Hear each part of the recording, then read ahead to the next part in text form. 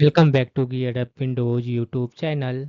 In this video, we will guide you on how to change DNS address in Arc browser in Windows 11 PC.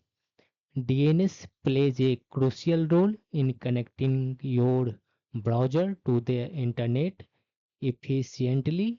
By altering your DNS address, you can potentially enhance browsing speed, security, and privacy. By default, Arc browser uses DNS from your OS in case it is available. However, it is possible to switch DNS in Arc browser. To change the DNS in Arc browser, first open it. After that, click on this one arc icon that says settings. In the drop down menu, click on this one settings option. After that, click on this one default option under profiles.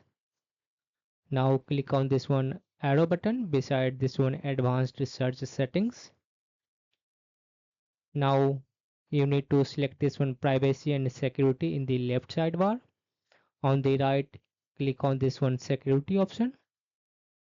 Here, scroll down to find this one use secure DNS option. Ensure it is turned on. In case it is turned off, just turn on this one option. After that, you will find this one option. Select DNS provider. Here by default, OS default option will be selected.